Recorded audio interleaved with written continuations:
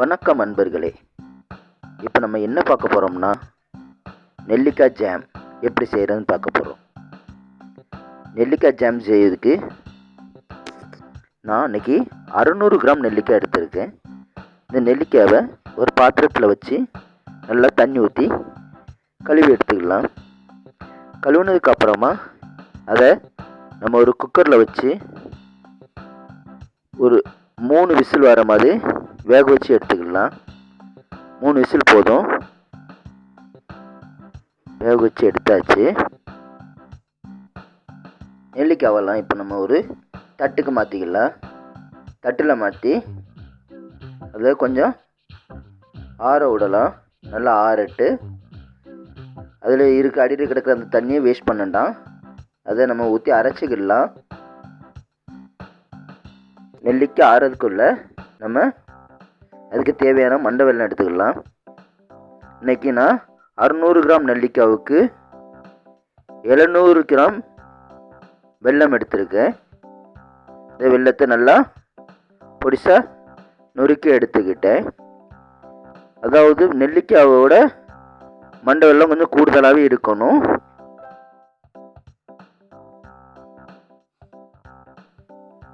நெல்லிக்காய் நல்லா ஆறிடுச்சு. இப்போ நம்ம அந்த நெல்லிக்காய்க்குள்ளே இருக்கிற விதையெல்லாம் நீக்கி எடுத்துக்கலாம். இந்த நெல்லிக்காயோட நன்மைகள் தெரியாத ஆட்கள் இருக்க முடியாது. ஒருவேளை உங்களுக்கு தோணலாம், இந்த நெல்லிக்காவை நம்ம ஜாமாக செஞ்சு சாப்பிடமிச்சில அதோட தன்மைகள் மாறுமான்னு கேட்டால் அது மாறாது. நீங்கள் நெல்லிக்காய் சாப்பிடமிச்சில உங்களுக்கு என்ன நன்மைலாம் ஏற்படுதோ அந்த நன்மைகள்லாம் இந்த ஜாமாக செஞ்சு சாப்பிடமிச்சில உங்களுக்கு கிடைக்கும். நெல்லிக்காயோட விதையெல்லாம் நீக்கி எடுத்தாச்சு. இப்போ நம்ம இதை மிக்ஸி கப்புக்கு மாற்றிக்கிடலாம். மிக்ஸி கப்புக்கு மாற்றிட்டு நல்லா மையாக அரைச்சி எடுத்துக்கிடுவோம். நான் இன்றைக்கி 2 கப்லேயே அரைச்சிருக்கேன். அரைச்சி ஒரு பாத்திரத்தில் நம்ம மாற்றி வச்சுக்கிடலாம். ஒரு பாத்திரத்தில் மாற்றி வச்சாச்சு.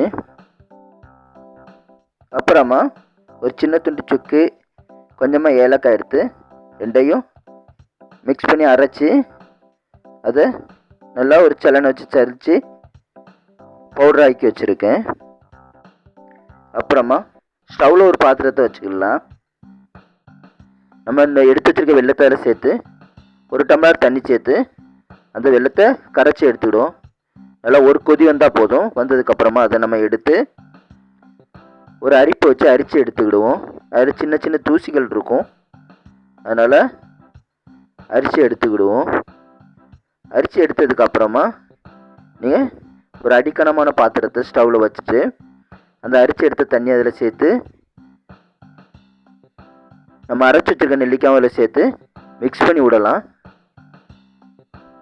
நல்லா மிக்ஸ் பண்ணி விட்டுருவோம். தொடர்ந்து கை எடுக்காமல் மிக்ஸ் பண்ணி விட்டுட்டே இருங்க. ஏன்னா அது அப்படி வெளியே தெரிக்கும். நீங்கள் ஸ்டவ்வையும் மீடியமாகவே வச்சுக்கிடுங்க. கை விடாமல் கிளறி கொடுத்துக்கிட்டே இருங்க. அதை நம்ம மூடி போட்டும் வேக வைக்க முடியாது. அதனால் கை விடாமல் நீங்கள் ஸ்டவ்வை ஸ்லோவாக வச்சுக்கிட்டு மிக்ஸ் பண்ணிக்கிட்டே இருங்க. இப்போ நம்ம இதில் நம்ம அரைச்சி வச்சுருக்க அந்த ஏலக்காயும் சுக்கையும் சேர்த்துக்கலாம். சேர்த்து நல்லா கிளறி கொடுத்துடலாம். நல்லா மிக்ஸ் பண்ணி விட்டுக்கிட்டே இருங்க. தொடர்ந்து மிக்ஸ் பண்ணி கொடுத்துக்கிட்டே இருந்தீங்கன்னா நல்லா இறுகி ஜாம் பதத்துக்கு வந்துடும். எனக்கு இப்போ இது 20 நிமிஷம் ஆயிருக்கு. நான் ஸ்லோவும் பாஸ்டமாக வச்சு மிக்ஸ் பண்ணேன். இப்போ இது தெறிக்கிறதெல்லாம் நின்றுருச்சு. இப்போ தெறிக்காது. ஆல்மோஸ்ட் எனக்கு ரெடி ஆயிடுச்சு. இன்னும் ஒரு 5 நிமிஷம் வச்சுக்கலாம். வச்சுக்கிட்டா இன்னும் நல்லா சுண்டி வரும். ரெடி ஆகுனதுக்கப்புறமா நீங்கள் அதை நல்லா ஆற வச்சு ஒரு டப்பாவில் நீங்கள் ஸ்டோர் பண்ணி வச்சுட்டிங்கன்னா 6 மாதம் வரை அது கெட்டு போகாது. டப்பாவில் தண்ணி எதுவும் இல்லாமல் பார்த்துடுங்க. ஃப்ரிட்ஜில் தான் வைக்கணும்னு ஒன்றும் இல்லை, சும்மா வெளியே வைக்கலாம். நல்லா ரெடி ஆயிடுச்சு. வீடியோ பிடிச்சிருந்தா லைக் பண்ணுங்கள், ஷேர் பண்ணுங்கள், சப்ஸ்கிரைப் பண்ணுங்கள். தேங்க்யூ.